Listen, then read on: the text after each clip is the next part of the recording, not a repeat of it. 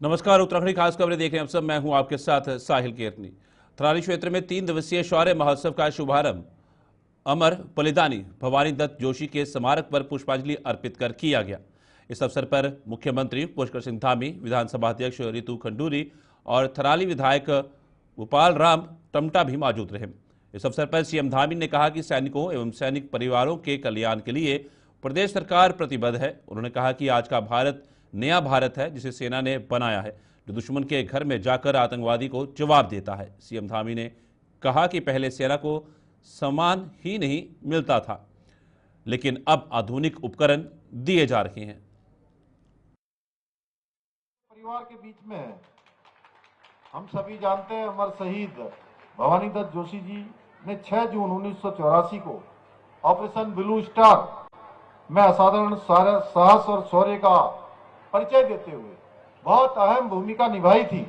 इस ऑपरेशन में उनके अद्वितीय शौर्य और अदम्य साहस के बल पर उनकी बटालियन को अपने मिशन को सफलतापूर्वक पूरा करने में कामयाबी हासिल हुई थी।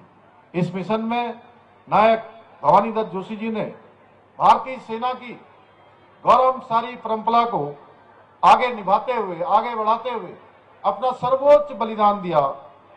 राष्ट्र के लिए किए गए उनके इस बलिदान के लिए स्वर्गीय भवानी दत्त जोशी जी को मरणोपरांत अशोक चक्र जैसे सर्वोच्च वीरता पुरस्कार से अलंकृत किया गया।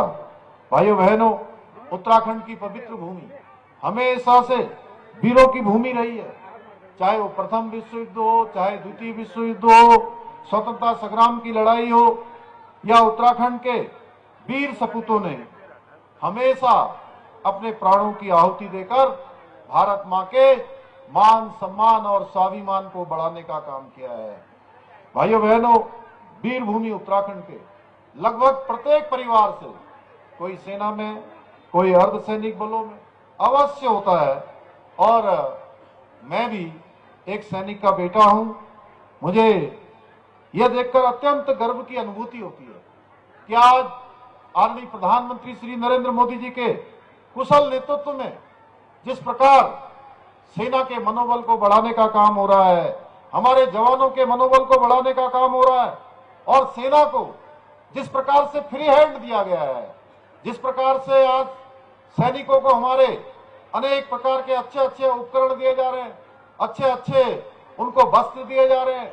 एक समय वह भी था, आप सब जानते हैं, जब हमारे सैनिक बहुत ऊंची ऊंचाइयों पर, बर्फ की चोटियों पर भारत मां की रक्षा के लिए तैनात होते थे।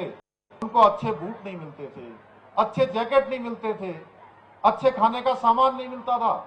भाइयों बहनों, मैंने स्वयं देखा है कि अनेक अनेक लोगों को बर्फ की चोटियों पर अपनी सेवा देने के कारण से उनके पैरों में गैंग्रीन हो जाया करता था, उनके पैर काटने पड़ते थे, क्योंकि यह सब इसलिए होता था कि सैनिकों को उनके उचित प्रकार के जो उपकरण और उचित प्रकार के वस्त्र और उचित प्रकार के बूट इत्यादि उपलब्ध नहीं होते थे।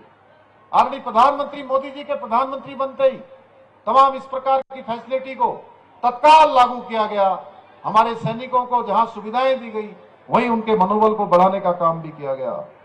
आदरणीय प्रधानमंत्री जी के नेतृत्व में हमारे वीर सैनिकों द्वारा पहलगाम आतंकी हमले के बाद जिस प्रकार से ऑपरेशन सिंदूर के माध्यम से पाकिस्तान के अंदर पोषित होने वाले आतंकवाद और उन अड्डों को नेस्तनाबूद करने का काम हमारे सेनाओं ने किया, वो अद्वितीय है। हमारी सेना का जितना सम्मान किया जाए वो उतना कम है। भाइयों बहनों, इन 9 आतंकी अड्डों को तबाह किया गया, 100 से ज्यादा आतंकवादी मारे गए। इतना ही नहीं, ऑपरेशन सिंदूर में जब पाकिस्तान सेना ने उसके बाद हमारे यहां ड्रोन से, मिसाइलों से हमला किया, उन्हें हमारे सैनिकों ने हवा में ही नेस्तनाबूद कर दिया। उन्हें हमारे जाबाजों ने धूल चटाने का काम किया। हमारी अत्याधुनिक वायुसेना की रक्षा प्रणाली में न केवल पाक द्वारा किए गए हमलों को नाकाम किया गया, बल्कि एक भी मिसाइल को भारत के अंदर हमारी जमीन पर गिरने भी नहीं दिया। भाइयों बहनों, यही नहीं, भारतीय सेना ने उन हवाई अड्डों और एयर डिफेंस सिस्टम को पूरी तरह से क्षतिग्रस्त कर दिया, जहां से पाकिस्तान की सेना हमारे देश के अंदर हमला कर रही थी। भाइयों बहनों, भारत पर आतंकवादी हमले 2014 से भी पहले होते आए, लगातार हमले होते थे, जिनमें हमारे हजारों निर्दोष लोगों की जान जाया करती थी।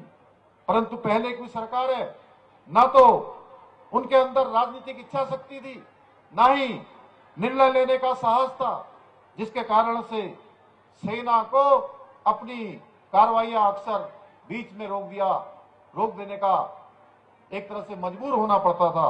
लेकिन अब भारत ऐसे आतंकवादी हमलों की केवल कड़े शब्दों में निंदा ही नहीं करता है, बल्कि हर आतंकी हमले को युद्ध मानकर आतंकिस्तान में घुसकर आतंकवादियों का संहार भी करता है। हमने पिछले 10 वर्षों में उरी पर हुए आतंकी हमले। भाजपा की चर्चित नेत्री नूपुर शर्मा चारधाम यात्रा पूर्ण कर देहरादून पहुंची, जहां उन्होंने देवभूमि उत्तराखंड के मुख्यमंत्री पुष्कर सिंह धामी से मुलाकात की। इस दौरान उन्होंने मुख्यमंत्री से चारधाम यात्रा के अनुभव साझा किए।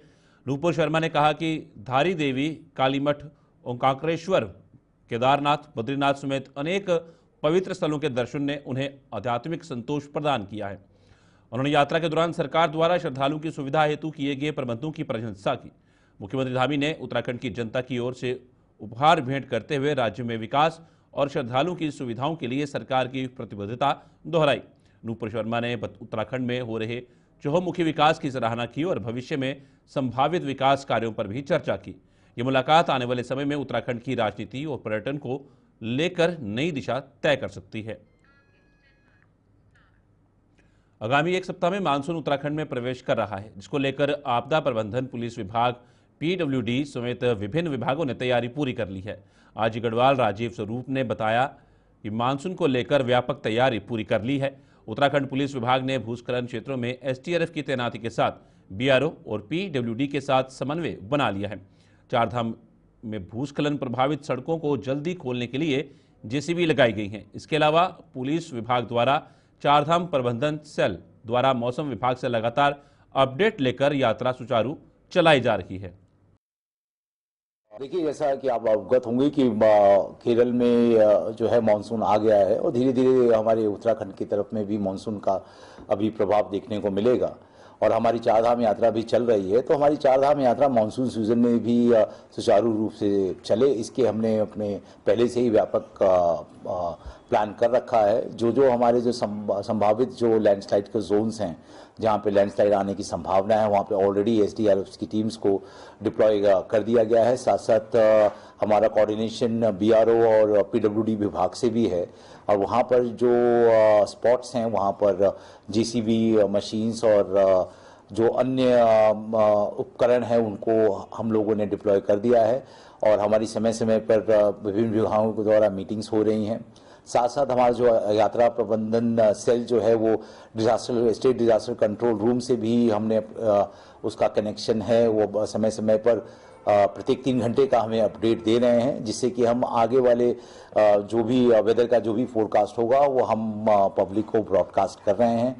और जिस तरह से अभी यात्रा पूरे चरम पे चल रही है, हमें उम्मीद है कि जिस तरह से व्यवस्थाएं की गई हैं मानसून के दौरान में, यात्रा इसी तरह से सुचारू रूप से।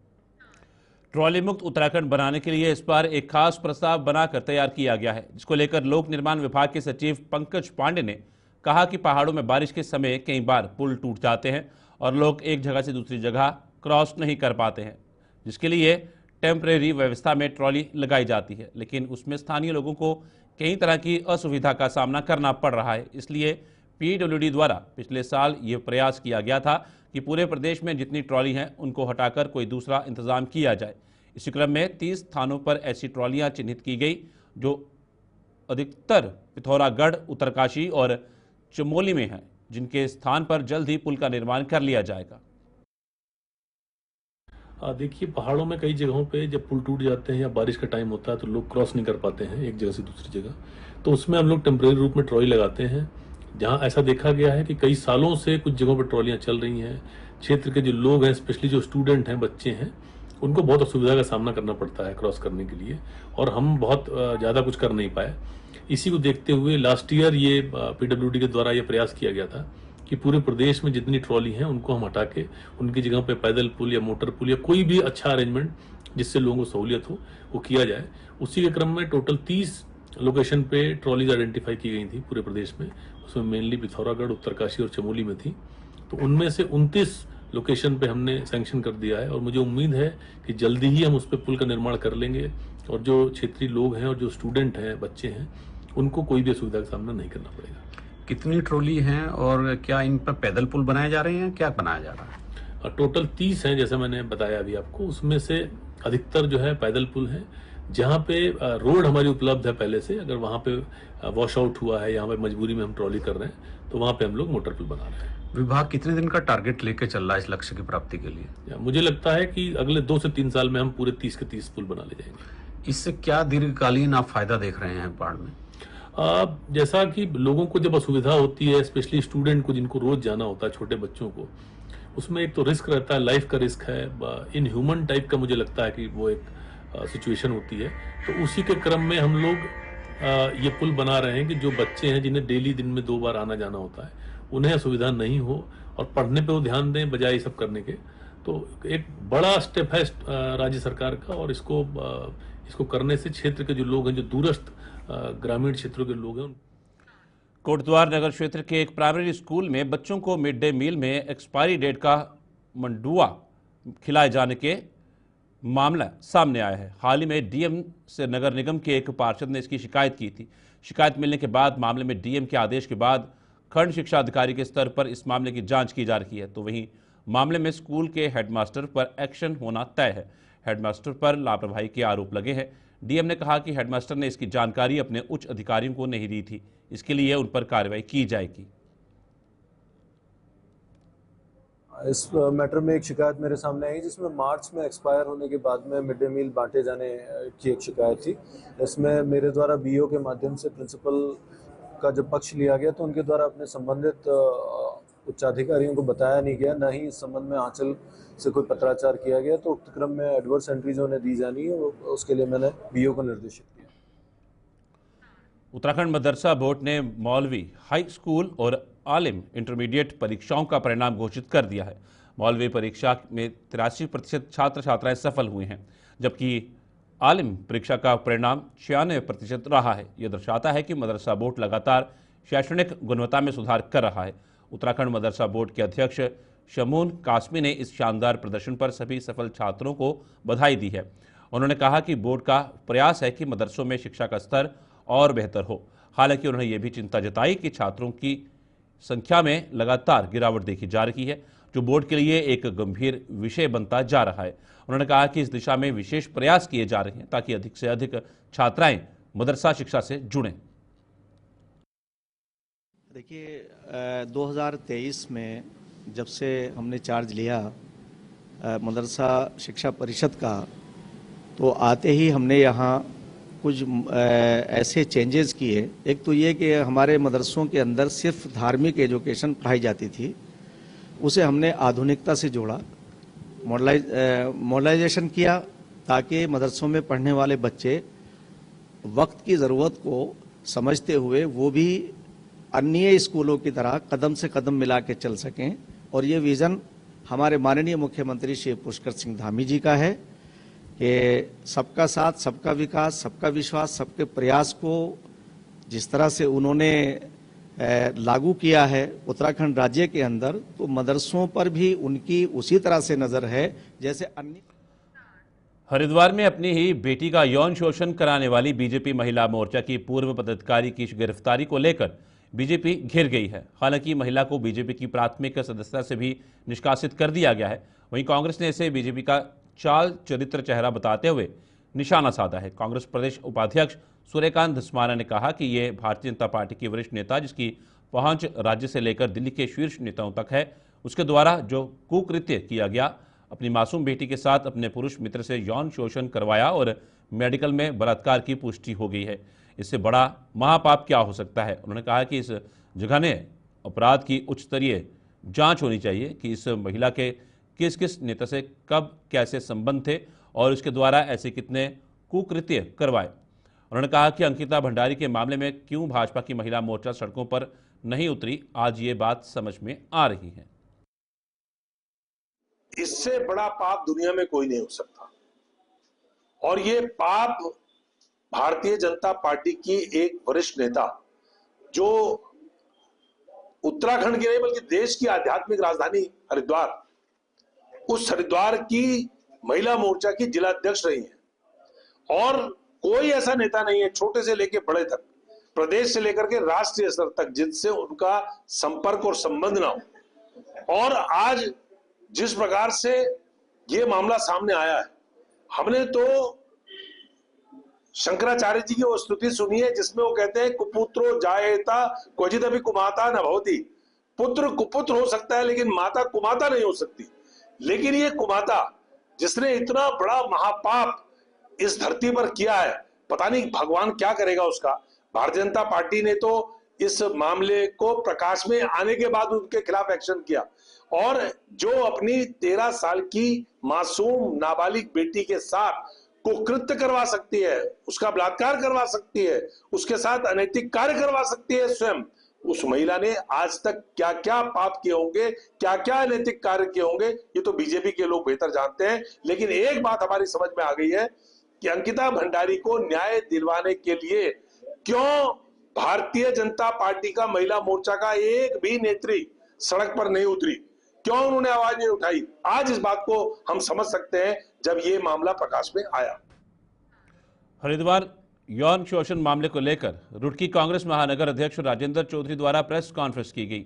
मीडिया को संबोधित करते हुए कांग्रेस महानगर अध्यक्ष राजेंद्र चौधरी ने भारतीय जनता पार्टी के नेताओं द्वारा शर्मनाक कार्यों की कड़ी निंदा जताते हुए कहा कि ये एक तरफ तो भाजपा नारा देती है कि बेटी बचाओ बेटी पढ़ाओ, वहीं भाजपा इससे अलग काम कर रही है।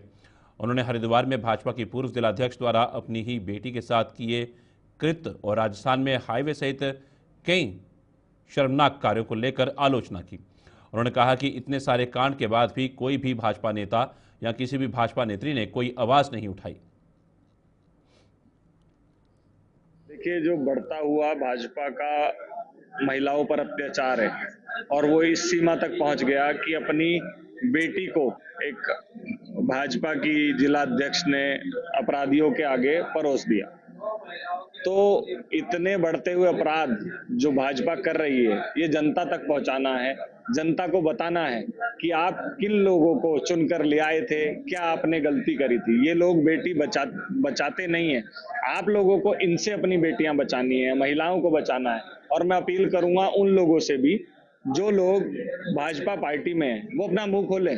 देखिए, अत्याचार जो है वो किसी का भी हो सकता है। एक मुझे शेर याद आ रहा है, यहाँ सिर्फ मेरा मकान थोड़ी है, आएंगे सभी के मकान जद में, यहाँ सिर्फ मेरा मकान थोड़ी है।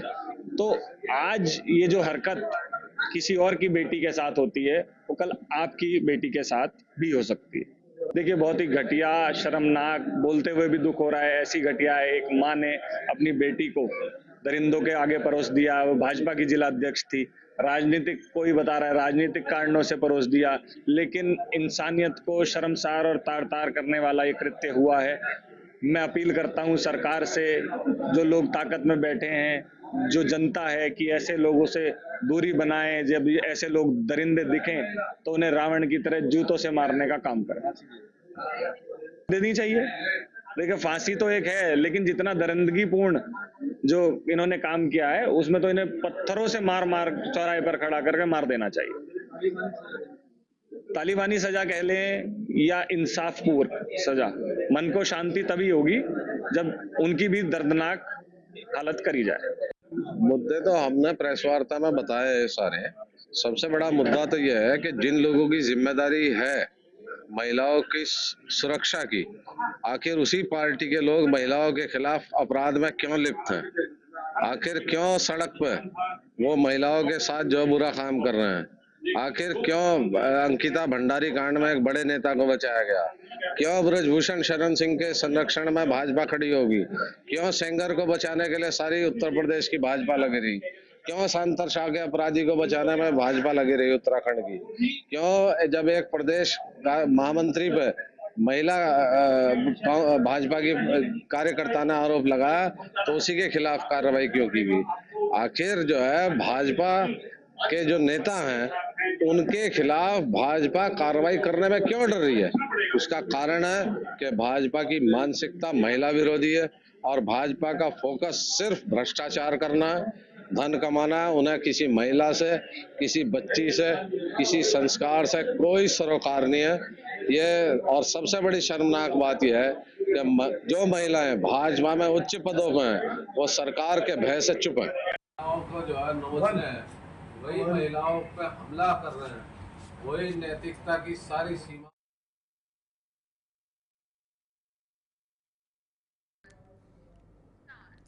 उत्तराखंड के जनपद चमोली के थराली तहसील में रतगांव के ढाढ़ बगड़ गदेरे में निर्माणाधीन बैली ब्रिज क्षतिग्रस्त हो गया। 4000 से अधिक की आबादी को जोड़ने वाले इस बैली ब्रिज के टूटने से लोक निर्माण विभाग ने ठेकेदार के खिलाफ थाना थराली में तहरीर दी है। ठेकेदार के खिलाफ मुकदमा दर्ज कर जांच की जा रही है।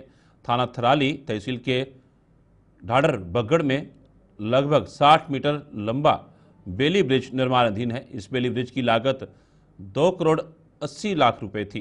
पुल के टूटने से रतगांव की 4000 से अधिक आबादी का मुख्य मार्ग से संपर्क कट गया है। बताया जा रहा है कि निर्माणाधीन बैली ब्रिज से ठेकेदार के श्रमिकों ने रस्से और स्पोर्ट एक साथ हटा दिए। इसकी वजह से पुल भार नहीं सह सका और टूटकर गदेरे में जा गिरा। डूंगरी रतगांव मार्ग पर घटगाड़ में इस 60 मीटर लंबे बैली ब्रिज को बनाने की स्वीकृति शासन ने वर्ष 2024 में दी थी।